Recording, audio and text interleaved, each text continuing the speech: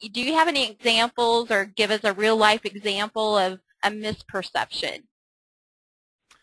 Yes, reflecting on this, I think I've certainly we have told the story a number of times, I guess, among us cohorts, Natalie, and that was the experience that I personally was involved in, and that was doing Saturday chores, of having to go down to the mall, which is not one of my favorite places, and but I was taking a vacuum cleaner down and taking it back to the store, and I didn't need a lot of explanation, but just where's the store, what am I supposed to do, and I'll take it. So I got down rather early trying to avoid the traffic, and sure enough, when I went to the door of the store, it was closed, not open yet. It's going to be open in 10 minutes. So I walked the vacuum cleaner back to the car, and then I proceeded on to the next door, Barnes & Noble, and got myself a cup of coffee and came back out, and by that time the 10 minutes had gone by, so I dutifully went over, put the coffee on the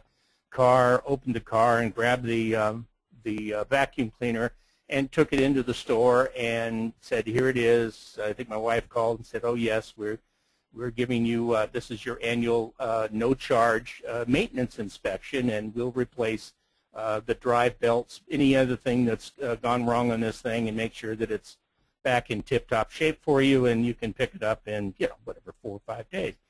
So I just walked right back on my way back to the car, and a lady yelled out a window who had been, I had noticed her, but she was parking not too far from me, and she asked me, can I ask you a question? And I said, well, what's that? And she said, that what you just did, that vacuum cleaner, do you have a lot of trouble with it? And I said, no, actually, the fourth person I've seen this morning bringing a vacuum cleaner to that store, and it clearly gave me the impression that this must be the worst model made, and it does nothing but cause trouble. And I said, well, ma'am, I'm pretty sure every one of those folks, because they came in and left quickly, they're bringing it back for their free maintenance inspection, which is at no cost to the owners, and it keeps it running top, and we really enjoy, and this is our favorite brand. It happened to be, well, I guess it's Auric, right? We show it here on that. But she was just she had to draw her own perception based on the recognition of that when someone takes something back to the store, there is something more likely to be wrong than right. And as a result, her perception was drawing very rapidly. And if she had not asked me the question, I'm sure she would have gone out and spread the word that she just saw the worst brand manufactured, with everyone returning their vacuum cleaners to the store. I just think the first time you told me that story, I was laughing, because so many times we see things like that and we make these judgments, based on the perception that we have, like you said, that when you're taking things back, there's something wrong, there's something faulty. And here this is this huge value service that this organization has provided to its customers.